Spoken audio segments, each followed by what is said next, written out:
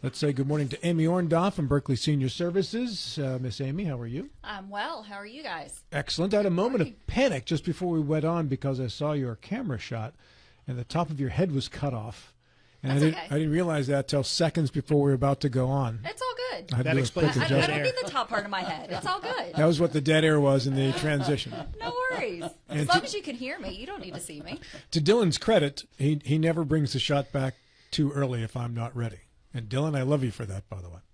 That is some good teamwork. It is. Yeah. Katherine Donovan is with you as well. Katherine, good morning. Good morning. And Katherine, what is a CSS manager at Berkeley Senior Services? Person with a lot of work. That is the Caregiver Support Services. Caregiver Support Services. So that entails a lot of stuff there. It does.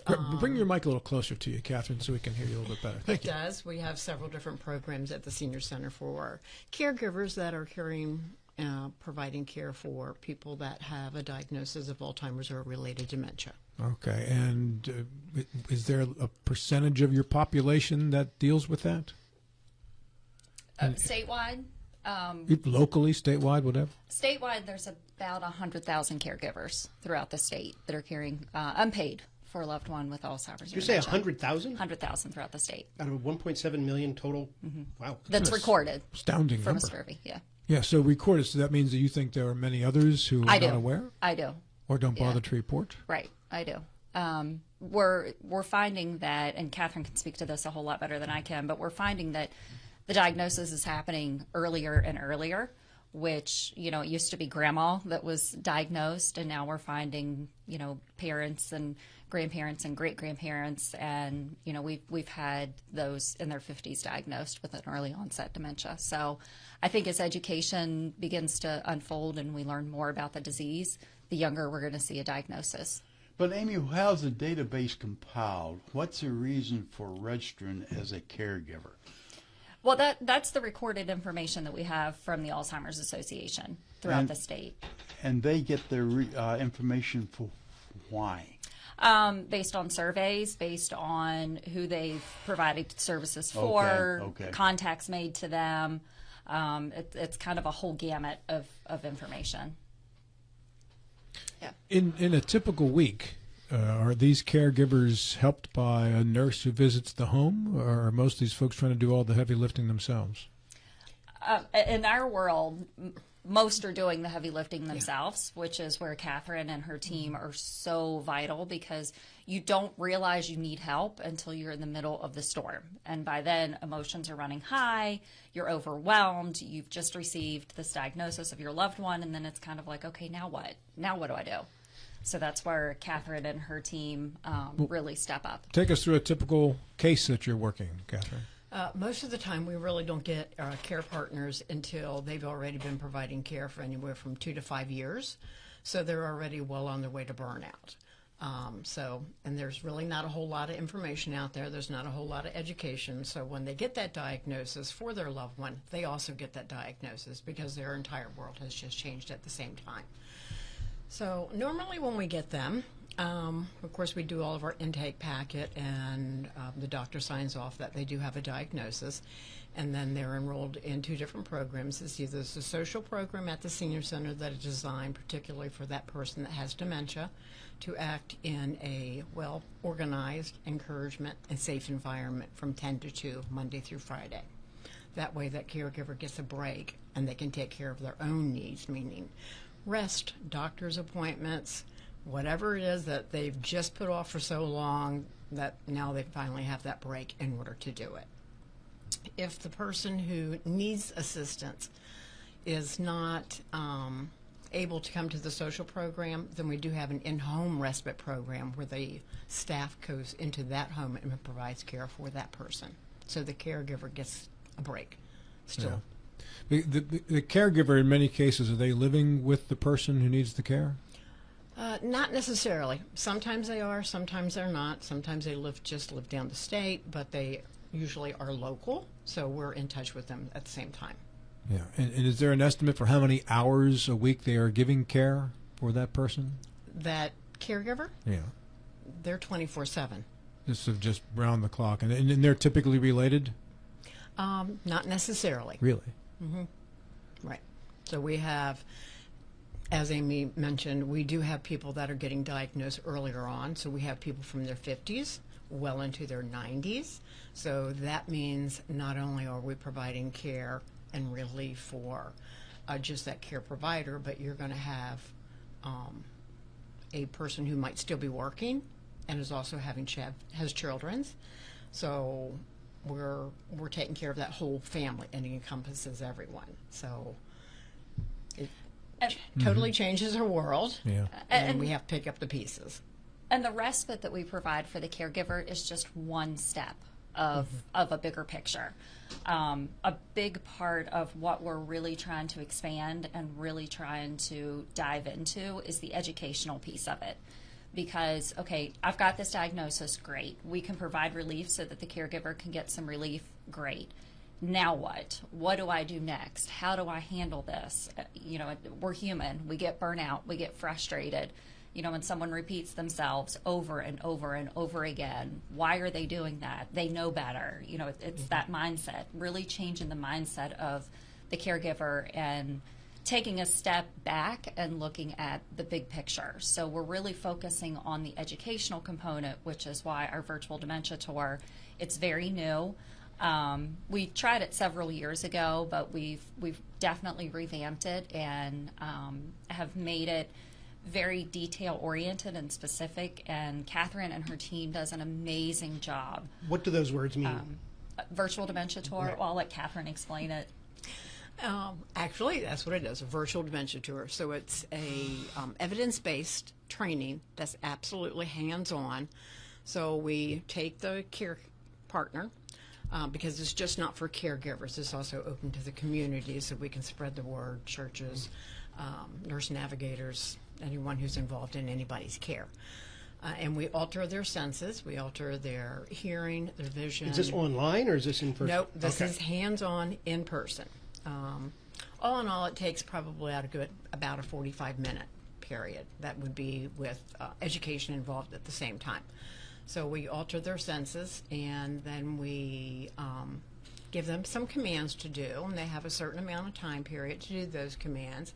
And during that time period is when they feel the full effects of what their person is going through that has dementia, meaning they realize for the first time why that person can't concentrate, what that person is hearing, what that person is seeing, why that person really can't find their way around the room anymore.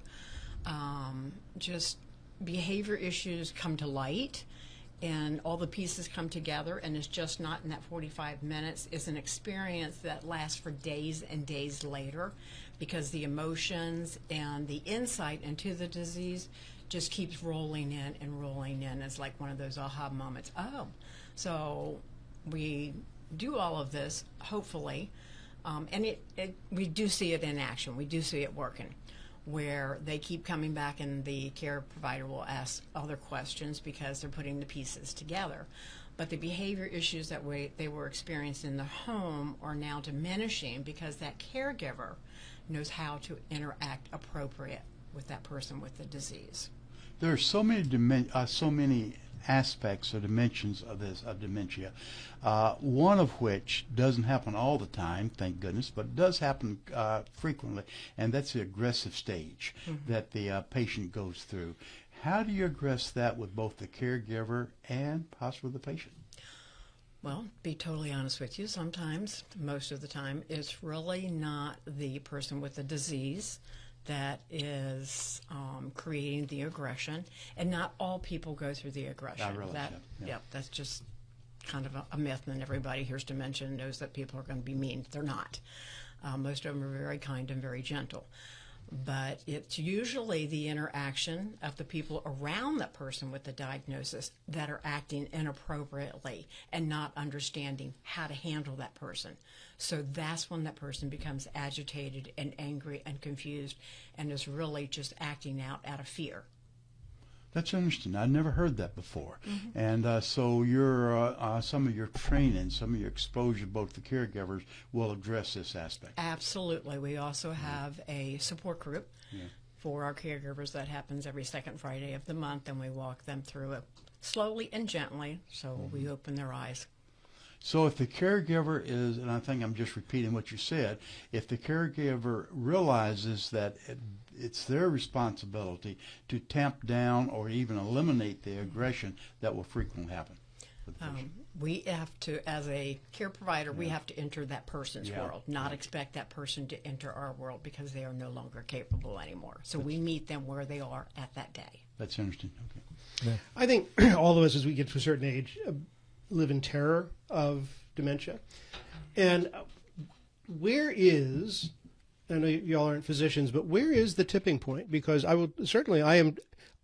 have been to the point ever since I've been married that I go to the refrigerator and I can't see the milk that's right in front of me. I go to the pantry and I forget why I went there this morning. That's just being a man, John. That's a guy thing. It's okay. My wife yells at me for that all the time. It's right in front of your face. This morning, my wallet wasn't where it normally is, and I had to go. So there are. I couldn't find the word. We were talking about football stuff. I had to write down the word obsolescence because I was having a hard time chasing it down.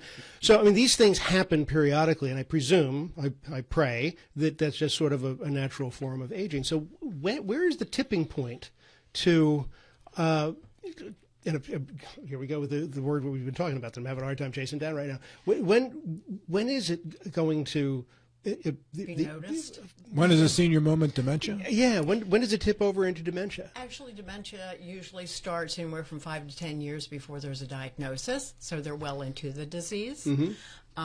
Because families see them every day, and then you have someone coming from out of state who notices things are a little off, or that person starts getting lost in familiar places, bills aren't being paid at home, they're driving the car when they shouldn't be.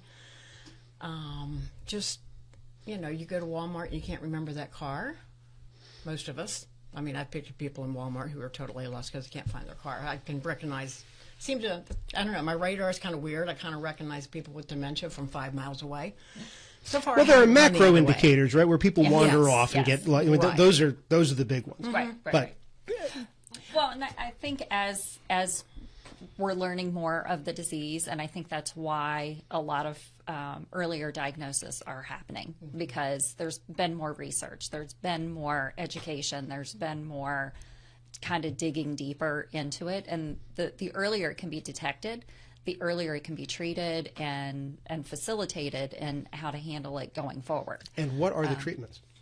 Well, a lot of times we get a lot of referrals from doctors that say, okay, I just diagnosed this person. Now you guys work your magic. You guys do what you need to do. I do know that there are some medications that can be used. The big thing, I think, for us, and I hope I'm not overstepping Katherine's bounds here a little bit, but the big thing for us is just keeping the brain going, just keeping those memories fresh that they can remember, keeping childhood things that they did that they enjoyed, just using that part of the brain that's impacted, making sure it's being exercised. So a lot of socialization, a lot of nutrition, a lot of hydration, a lot of exercise. All of that needs to be incorporated into their day every day. And our program at the center that's for that person has been designed with all of that in mind. So everything throughout that entire day has been routine and thought out, and sensory issues kept to a normal level so that person can concentrate and zero in on what is being asked of them. Is there a correlation between retirement and dementia? It seems to me, certainly going, not so much recently, but going back, say, 10 years, I know so many people who worked and worked and worked, retired, and then died. You know, it seemed like there's like a 2-year gap, and then boom, they were done. It's like they disconnected mentally and physically from what they were doing, and then they died. Correlation is not causation. Is there a connection that you can see between people being mentally active and engaged and putting off dementia? Absolutely. And we see it a lot. We'll have a senior that will begin in our life enrichment department where they come in, they're independent, they're active, and we notice that things are just a little off and they need a more controlled structure environment. So then what we do is we transition them into Katherine's department where they know exactly what to expect when they walk through the door. It's the same thing every day. So the routine stays the same so that there's no gap in them being frustrated because what's happening now. They know what's coming next. Amy Orndoff and Katherine Donovan are our guests here from Berkeley Senior Services. Katherine, you're about to say? Actually, with the routine, so that's part of what we teach with the caregiver or care partners, is the fact that everyone needs a routine. Everybody needs a purpose. Everybody still has value no matter what stage they are at the disease. So they need to also bring that back in home and follow our lead in order to keep that person active. Got a text which remind me of this weekend. We have a group of friends we get together with at least once a year. We're kind of all over the place. And we met this past weekend, and the one is at the stage where their mom just moved in with them because she has dementia, Alzheimer's, and is not doing so well. And it's stressful taking care of your mom in that situation. So I just got a text, not related, people-wise to that, but it's kind of on the same thing. I'm caring for my mother with dementia. She now lives with us. How do I sign up for this training? We're doing the best we can, but it's frustrating and stressful. You can hear the love but the pain in that text And the right cry there. for help. Yeah. Absolutely. Well, all they got to do is give me a call, and 304-263-8873, extension 4114. And that training is going to be on the 22nd at 3. But if they miss this one, there will be more throughout the year. My mother, 22 years ago, she died of cancer. Before she died, the last couple months she was alive, she moved in with my oldest sister, who cared for her. And my oldest sister is one of the sweetest people on the planet. But when I went up to visit my mom the second or third time, probably within the last couple of weeks of when she died, my sister, God bless her soul, had turned into a nasty person. She was stressed out of her mind. And I was surprised because she was a person that I didn't recognize. Mm-hmm. That was not her personality. But the caregiver stress had gotten to her to the point where I didn't even, like I said, recognize her personality at that point. And I understand that that's not that unusual if you don't have some kind of break. It's not. You go through caregiver burnout, and it's not uncalled of for the caregiver to actually die before the person that has the diagnosis, because they've kind of let their own health go. And they really can't find the help that they need. So it does change a caregiver. The only people that understand caregivers are caregivers. Yeah. If you have never done it, you do not understand that world. And it always seems to be the lack of family participating in that person's care. And in their defense that they're not helping is fear. They don't understand the disease. We've kind of taken Alzheimer's and related dementia and shoved it into a little corner, and we're just bringing to light that it's okay. We just need to learn how to work with it. How many patients do you have in your program? How many caregivers do you have in your program? Right now, 55. 55. Yeah. Amy, you were about to say. Well, I just wanted to also share, so the training with the virtual dementia tour, while it's focused on caregivers, I just want to put a plug out there. Anyone that would come in contact with anyone with an Alzheimer's or dementia diagnosis, this training is open to them too. We have had several instances where EMS has had to be called, and because someone has fallen or heart rates get high, and it just, while they're doing the best that they can with what they have, dealing with someone with an Alzheimer's or dementia diagnosis is so different than dealing with your typical 90-year-old that falls that still has the mental competency. So we're opening this up to anyone in the community, any nurses, any EMS, any first responders. We would love to be able to offer this, just so, because as this diagnosis is happening more and more, everyone's going to come in contact with someone with an Alzheimer's or dementia diagnosis. Go ahead. I'm sorry. Is the number of Alzheimer's or dementia, is the number increasing? And if it is increasing, is it because of awareness, or is there more of an organic reason? I think it's a combination of both. I think it's a hybrid of both.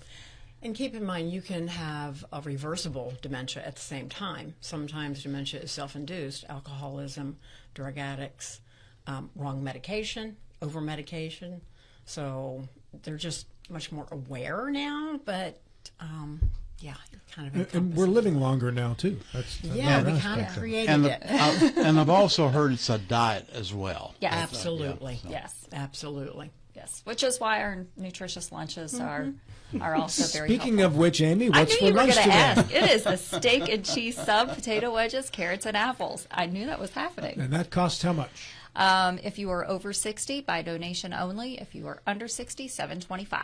This is when Mr. Bodwell, who's often here during your appearances, Yes. I look at him and I go, I got the advantage over you on this You're one. going to take them to lunch. Yes, Yeah, yes. mine's by donation. He's got to buck up. He's got to buck up. $7.25, buddy. No one gets a free meal. Where is the senior center located?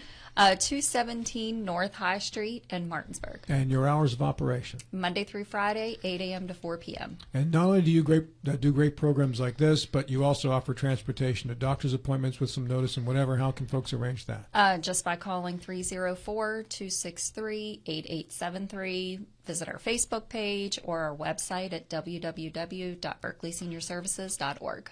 Do you still deliver hot meals? We do. Okay. We do. We I can't remember if I've told you we have a third hot cold truck, so we're delivering about 120 meals to 120 homebound seniors. And the first one you got was when Governor Manchin was still governor. And we're still band-aiding it, and it's still on the road. Yeah. Catherine, 10 seconds. Again, how can people sign up for your services? Give me a call, 304-263-8873, extension 4114. Thank you so much for coming in Thank today. you. Appreciate you bringing this subject to us, Amy. Thank you. All right, that's Berkeley Senior Services, Amy Orndoff, Katherine. Donovan. There's my senior moment for the day. That kind of fits in with the theme. You need doesn't to it? sign up. Yeah. I need to move in.